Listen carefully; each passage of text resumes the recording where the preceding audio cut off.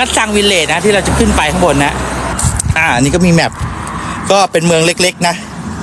นี่ดูความสูงนะเราอยู่บนเขาด้านล่างเป็นวิวแบบนี้นะพี่เดี๋ยวเราขึ้นไปดูข้างบนสูงกว่านี้อีกที่นี่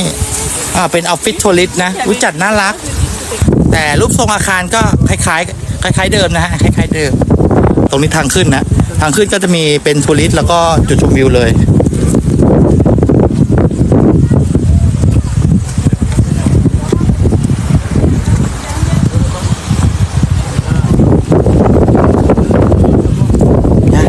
วิว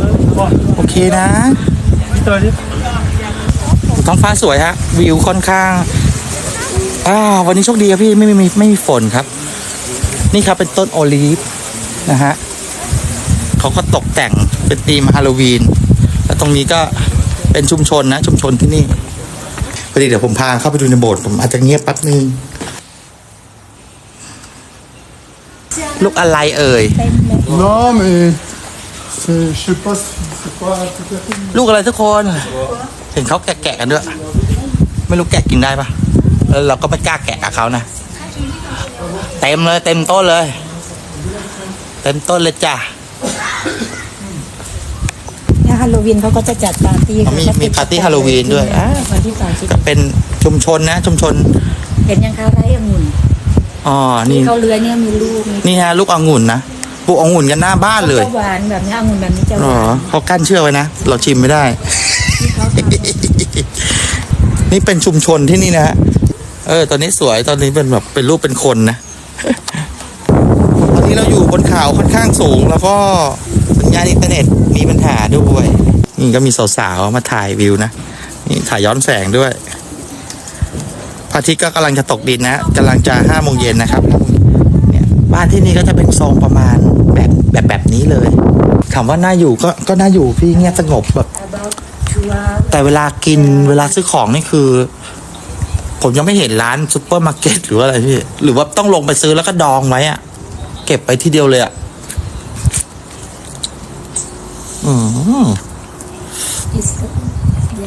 เนี่ยฮะมีคนอยู่นะนี่เขาก็ตากผ้ากัน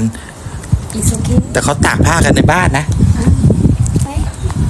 จะได้นั่งคุยจะได้ไม่ลึกไม่เลยพี่แบตจะเกลี้ยงแล้วได้เดี๋ยวดึกเกินไปด้วยแต่มาดูพอมาดูไกลๆแล้วสวยดีนะสวยนี่ไงคะพี่สาวกำลังจะพาไปชมร้านอาหารไทยที่อเมริกาที่ดังมากร้านอาหารไทยที่อเมริกานะอันนี้กำลังเลี้ยวเข้าไปค่ะคนไทยบินไปถ่ายบอกว่าเป็นร้านอาหารไทยที่ดังที่อร่อยที่สุดในอเมริกาคือโคโรนาทีนี้เลยให้พี่สาวพาไปตรวจเช็คหน่อยว่าอร่อยจริงไหมอันนี้มีอีกช่องทางนะพี่สาวอยู่ที่อเมริกานะพี่สาวพี่อ้อมอยู่เมืองโคโรนาค่ะอยู่โคโรนาพอดีช่วงนี้ดังมากดังมากร้านนี้ใช่ไหมฮะใช่ไทยโลตัสใช่ไหมใช่ดังมากเขาบอกอร่อยมากที่อเมริกาดังนั้นพี่บอกช่วยตรวจสอบให้หน่อยได้นี่เดี๋ยวคอนเฟิร์มเลยกำลังฮิตเหรอที่ไทยเราไม่ได้ดูค่ะไม่ได้ดูข่าวเลยนี่ครับเป็นจุดชมวิวที่นี่นะมาตรงนี้สัญญาณโล่งจ้องเลยสัญญาณลื่นอันเนี้ยลื่นเดี๋ยวเราวนให้ดูครบรอบเลยนะฮะ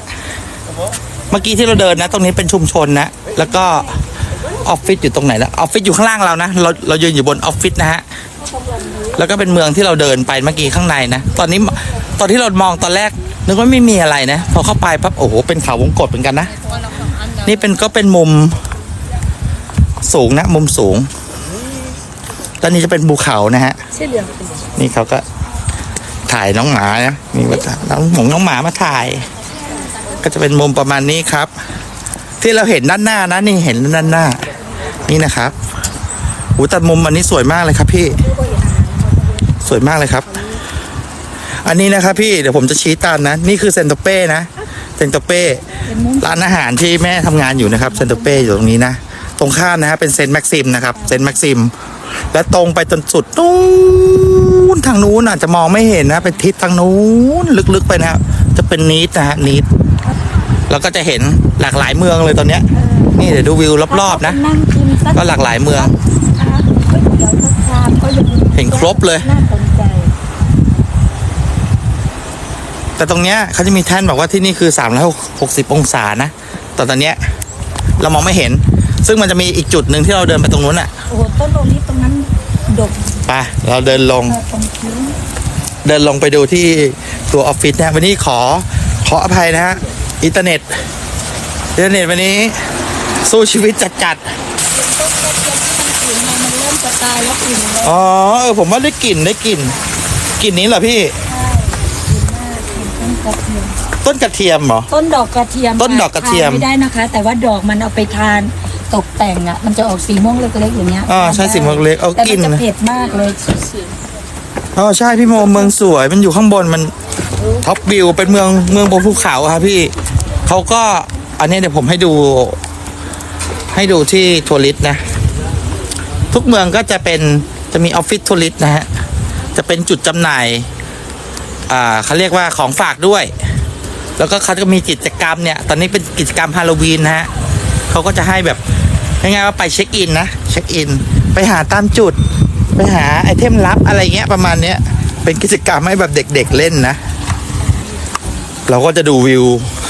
ทิ้งท้ายไปพร้อมๆกันนะฮะเดี๋ยวมันก็จะมีวิวด้านล่างนะนี่ก็เป็นวิวนี่นะฮะนี่ก็เป็นหนุ่มๆนะนี่เราจะดูหนุ่มๆเขายิ้มอยู่นะหนุ่มๆเล่นเปตองนะฮะ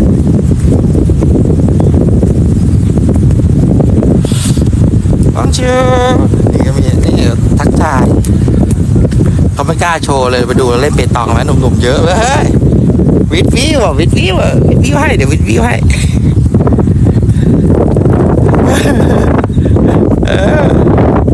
นี่ก็เป็นวิวนี่เราลงมานะตรงนี้ก็เป็นเขาเรียกว่า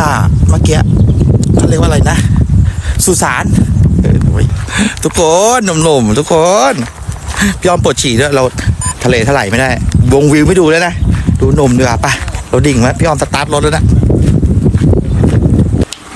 บายบายอันนี้ไงมิตรภาพระหว่างการเดินทางนะฮะ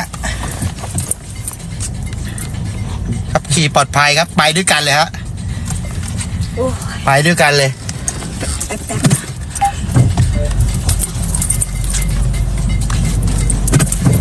ครับพี่แล้วก็จะเดินทางกลับประมาณกี่ชั่วโมงจะให้ดูทางเมื่อกี้คือทางที่เราเดินมาเมื่อกี้เนี่ยเราต้องกลับรถอย่างนี้นะโอ้กลับรถไม่พอวงไม่พอนะแต่ดันเป็นทางไหลแล้วมันทางไหลทางขึ้นด้วยโอ้โหนี่พี่ออมเป็นนักขับฟอร์มูล่าวันนะนี่ดูทางทุกคนโอ้โหเดี๋ยวให้ดูทางพร้อมกันไอ้ยา